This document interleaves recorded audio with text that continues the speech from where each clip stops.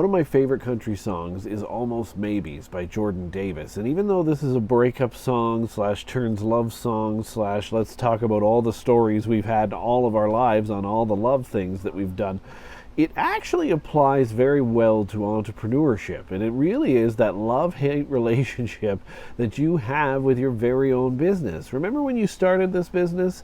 If you're watching this, you do, because you're also watching this for advice. And that means that nothing went perfect right out of the gate. And that's okay, because nothing ever does go perfect right out of the gate. We have to learn. That's what lifelong learning is all about. And so if you're talking about the almost maybes, there's probably a lot of businesses and business ideas that you have tried in the past that now didn't work, or maybe the idea didn't resonate as well with your market. Whatever that may be, those almost maybes were just maybes.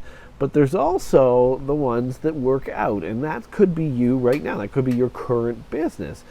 And a lot of us have a love affair with finding the perfect work-life balance. We have a love affair with success stories. We have a love affair with videos like this. You name it.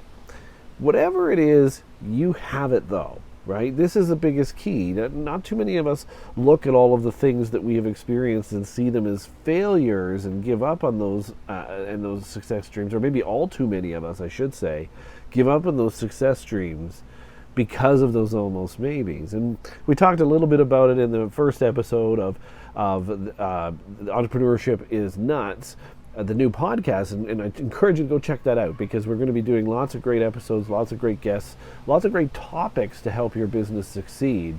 But in that, we talked a little bit about that kind of that almost maybe, not really getting the success you were wanting to see.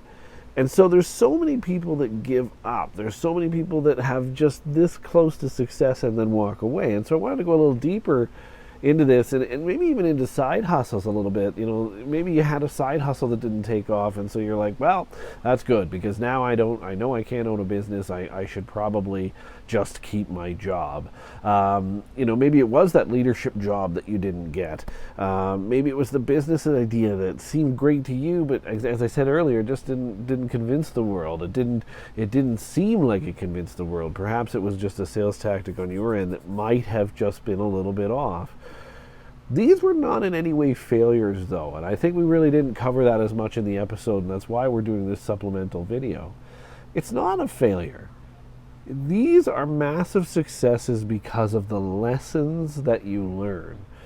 And you learned a ton from them. When I started Mortgage Magnates, it was really that first successful endeavor that I have ever started. And it still had, and still to this day has, things that could be done to make it even better. And now, even though it's motoring right along today a little better than maybe any of my other endeavors, there were still those endeavors that I had to learn from, and there's still, even today, with Mortgage Magnates and now BHB TV, a lot more to learn. But there were so many others that were not successful. They just didn't get off the ground in my career. I've tried so many things, and I'm sure you have as well. I've experienced it from every single angle. From starting websites, I have, started a website. My very first one, if I can remember it, was Job Beagle. It was literally based on my own dog. I'm trying to start a job website, which there's 18 million of, right? And I thought, for some reason, mine, with my amateur programming skills, was going to be the one that takes off. It flopped, but I learned a ton. From it. I tried a site that would pit job seekers against each other and hiring managers in a format similar to a dating site. I thought, well, what if you could put the dating site format into the job hunting format, where you kind of date the job first before committing. And it probably could have gone further. In fact, maybe I've given you guys that idea just talking about it here, and go for it if you can make it work. I couldn't make it work, but I learned a ton on that. I was just sure, though, that I had something there. That was the one where I was positive that one was going to work. It was a unique idea. It was from years ago, so it was really the height of the dating site experience. And I had just personally been through a divorce and was going through it myself, the dating site scene. And it ultimately ended up that I'm now married to the love of my life, Colleen, who I knew for 35 years and was my best friend throughout high school. So you never know how it's going to work out. But But even though those dating sites didn't work out for me on the dating side or on the turning it into a job seeker with a hiring manager side, I learned a ton. But there was still nothing from it that, as far as if you were to use modern day success definition, there wasn't that Indeed style of success. The Indeeds of the world were just way too big. All the while, though, I was working for the corporate culture. And it's okay for you to have a side hustle. I want you to make sure that if you're working for a company that starts to push that you can't do anything else outside of them, that's the company to get away from right away, right? Because you should have the opportunity to live your best life and to lead a life into small business where you can own your own venture and hopefully be successful doing it. Part of that is doing all of this, right? So I was missing promotions. I was, I was sure that those promotions were going to be mine. I did well enough in the corporate career, but I wanted to make sure I tried something on the side, because when I try something on the side, hopefully it's going to work and I can move on from that corporate career. And at that time, it didn't work. But I bet it sounds familiar because you're probably going through this right now. And for the longest time, I saw these side hustles as failures. I even saw not getting those promotions as failures. And we talked about that a little bit in that first episode of Entrepreneurship is Nuts. And failures are really just about learning. We either win or we learn. We don't fail. Failure is a construct of society. But the truth is, these were just almost maybes. Going back to that song, as I told you about, that Jordan Davis song, Almost Maybes, as the song says, and the truth is, I wouldn't be sitting here next to you if it weren't for the almost maybes. And I can say that about BHB TV. I can say that about business helping business, brokers helping brokers. I can say all of that now. I wouldn't be sitting here right next to Brokers Helping Brokers, BHB TV, without these almost maybes that had happened. And that's going to happen to you too. So I don't want you to get discouraged, even if the current idea right now isn't the one that's working out. Your ideas are there, and they can work out and will work out for you in the end if you just keep to it. So let's talk about that a little bit. How did I get here? How did we get to this situation where my business partner Dave and I are now into doing something great with BHB TV? It's the same way you're going to get where you need to go. It's get up, it's dust yourself off, forget that this was a potential loss, and look at it as a learning experience rather than a failure. This is truly deeper than we went in the episode, because I want you to get this, which is take notes from yesterday's you. Everything you did, learn it. Study them religiously and learn, right? Listen to the song. The song is great. Here's to the almost so close. That's one piece, right? Here's to the almost so close. Think about that for a second.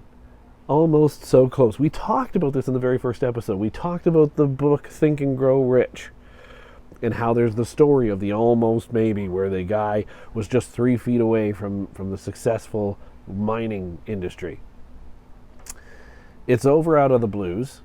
Almost all of us who do try a business quit, right? How many times have you woken up on a Tuesday or a Wednesday or a Thursday and wanted to quit what you were doing, and sometimes do? In that example from Think and Grow Rich, that's exactly what they did. Here's to the, hey, I think we need to talk, and the ain't me, it's yous. This is an interesting point. This is a very interesting point. When we were mortgage magnates and we were slowly succeeding but not enough to be successful, we often blamed others for our lack of success. And that is a scary thing to be doing, because it's in most cases not the case at all. In most cases, it's just the 1 or 2 things you're doing they haven't learned from yet that aren't putting you over that edge, right? And when it was until we stopped blaming the mortgage industry, oh, they're too lazy to learn, or they don't want to learn, or they're too successful and too busy to do so. That may be the case, but there's ways to educate them so that our service means something to them. And that's what we switch to. We switch to that attitude of, well, then it's our purpose to get out there and tell them how much they need to learn, because it's not always going to be this busy. And lifelong learning is what can keep you busy for the long haul. And we are a lifelong learning platform. But until we learned that and stopped saying here, that it ain't me, it's you line, until we learned that, we weren't successful. Okay, because we have to show what our value is, especially as a brand new business. And then here's to the tears and beers and wasted years. Well, let's take a look at that as a different perspective. The tears and beers and wasted years, they're not wasted years at all. Because you probably had a few beers or something, whatever your choice of adult beverage may be. You've probably done something like that just because you're so frustrated with the way your business didn't work out or isn't working out the way you thought. But in those cases, that's another opportunity to read your notes, even if you didn't take notes, to kind of go through your mind of what do I remember, what did I learn from this experience, what worked and what didn't. And the weeds that look like daisies, well, sometimes we do have to accept, sometimes, that our business idea isn't one for the market right now. And it's funny, I've heard stories of businesses that weren't one for the market right now that became one for the market later. Think about this. There was a company, and I'm not sure if it was worldwide or if it was just in Canada, but its name was Consumers Distributing. And Consumers Distributing was essentially Amazon.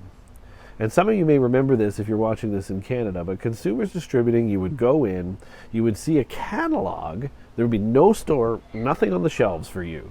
There's a catalog you would go to the desk and you would order from, and you could order literally everything. You could order tools, you could order house cleaning supplies, all through Consumers Distributing. And they'd go back, they'd take your order, does it sound familiar? And go back into the warehouse, and they would grab it and deliver it to the front for you, and you would take it home. That was Consumers Distributing, which was essentially Amazon. Consumers Distributing failed just before Amazon came out because people, they didn't progress enough to realize they could do the same thing they were doing in a storefront on the web and deliver it to your home. And had they figured that out, they would have been way ahead, years ahead of Amazon. So was it a weed that looks like a daisy, or was it timing? Never think of your business as a weed. Always think of it as a daisy. But think about the timing, right? And think about the whole picture about what it could be. Maybe it's just those tweaks. Maybe you need to go online. Maybe you need to do something just slightly to the right that will make you successful. And so we have to appreciate those almost maybes. We have to appreciate the things that get us to our success. And so as you finish watching this video, I think what I want you to do out of this video is first of all, comment, like the video and comment, and let's participate together in this. If you need some help, let us know. What types of things are you taking note of from your learning experience? Not losing and not failures, but from your learning experiences. What have you taken note of? Is there something you can't quite wrap your head around? Is there something like the Consumers Distributing example that looks like an almost maybe, but actually could be very, very successful if you tweaked one or two things here, like consumers could have? Here's to the tomorrow's yous, because guess what? You're going to get there. You're going to get there. It's the people that give up that don't get there. Okay? It's the people who quit that don't get there, not the people that keep going, because eventually you're going to get there. Jack Canfield says something really smart, and I'm going to leave you with this. If you think of the headlights on the front of your car, you can get from Detroit to California with the headlights of your car in the pitch black night, as long as you trust that every 300 or 400 feet that you can actually see in the dark will get you to the next 300 or 400 feet, and the next 300 or 400 feet after that, you will get to your destination, even if you can't see that destination right now. And I want you to remember that. The great Jack Canfield, you can actually find that quote in The Secret, but you can also find a ton of stuff in all of his Success Principles work too. That one is a big one for me. That one was a big comment for me. So find your leaders, find your people who are speaking about this, and there is truth in all of it. This is all a learning experience, not a failure. So don't quit.